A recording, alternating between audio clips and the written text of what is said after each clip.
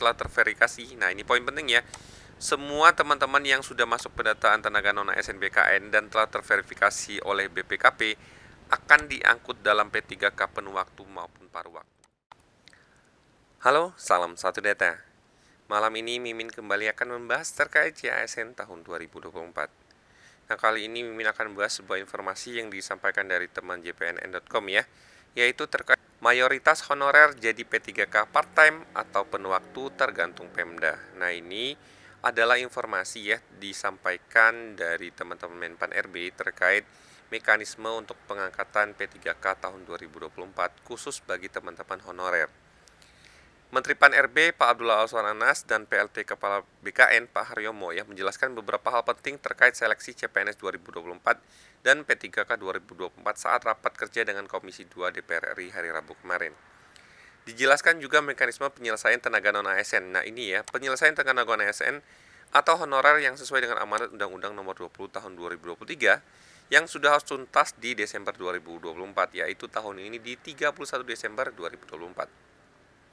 Penataan tenaga non-ASN atau honorer, kata Menteri Anas, salah satunya melalui seleksi P3K 2024.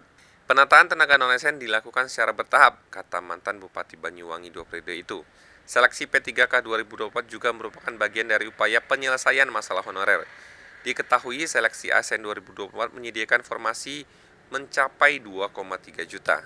Dari jumlah tersebut, kuota P3K 2024 mencapai kurang lebih 1,6 juta formasi. Seleksi P3K menjadi fokus utama pemerintah untuk melakukan penataan pegawai non-ASN di instansi pemerintah. Dia mengatakan penataan tenaga non-ASN yang terdaftar dalam database BKN diselesaikan dengan mengikuti seleksi CASN 2024 ya.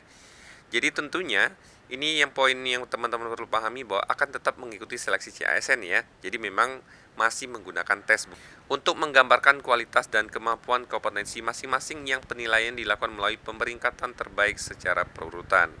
Kemudian akan ditetapkan menjadi P3K penuh waktu sesuai dengan kemampuan keuangan pada instansi pemerintah masing-masing. Bagi instansi pemerintah yang belum memiliki kemampuan keuangan, tenaga non-ASN diangkat menjadi P3K paruh waktu, yang secara bertahap diangkat menjadi P3K penuh waktu sesuai dengan kebutuhan dan kemampuan keuangan masing-masing instansi pemerintah daerah.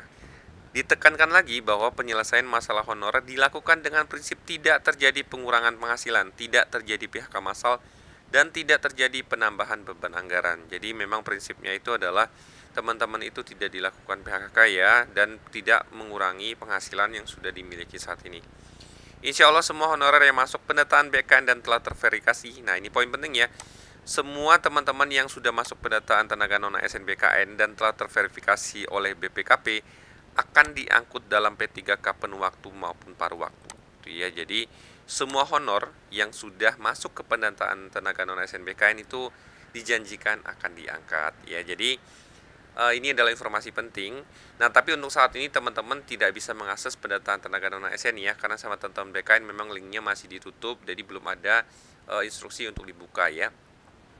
Dikatakan bahwa mekanisme seleksi dan pengangkatan P3K paruh waktu akan diatur lebih lanjut dalam peraturan menteri ya, Permenpan RB berarti nanti ya. Kemudian berikutnya ada berita tambahan ya. Pak Anas menegaskan honorer yang akan menjadi aparatur sipil negara pegawai pemerintah dengan perjanjian kerja atau P3K harus melalui seleksi CAT ya. Namun seleksi CAT BKN untuk honorer ini tidak serumit pelamar umum. Jadi bagi teman-teman pendataan tenaga honorer non-ASN itu ya tetap akan mengikuti seleksi CAT, tetapi soalnya mungkin berbeda ya dibandingkan dengan pelamar umum. Nanti ada mekanisme khusus untuk honorer yang akan diatur melalui Permenpan RB. Nah, ini sama ya. Hanya honorer yang masuk database BKN diangkat P3K penuh waktu dan paruh waktu. Kemudian ini bagian yang cukup penting ya. Lebih lanjut dikatakan bahwa honorer yang tidak ada formasi untuk sementara masuk ke P3K paruh waktu. Kalau ada formasi masuk ke penuh waktu. Kemudian bagaimana dengan honorer yang tercecer? Maksudnya adalah sampai saat ini banyak sekali teman-teman di instansi pemerintah tenaga non-ASN itu yang belum masuk ke pendataan tenaga non-ASN di BKN tahun 2022 maupun 2023. Nah, bisa jadi ketika itu masa kerja yang belum tercukupi atau nomenklatur jabatannya yang tidak ada ya. Nah, untuk menjawab itu ya, Pak Azwar Anas mengatakan akan dicarikan solusinya. Namun, saat ini pemerintah akan fokus kepada honorer yang masuk ke database BKN. Jadi ini beberapa poin yang bisa teman-teman sampaikan bahwa pemerintah itu akan menyelesaikan atau mengangkat semua yang sudah terdata di pendataan tenaga non ASN nih, kabar baiknya. Walaupun mekanismenya adalah kembali lagi ke instansi pemerintah, apakah itu dalam bentuk P3K paruh waktu atau penuh waktu. Nah, demikian informasi yang dapat Mimin sampaikan. Semoga bermanfaat bagi teman-teman. Jika ada pertanyaan, silakan komen di kolom komentar. Salam satu detek.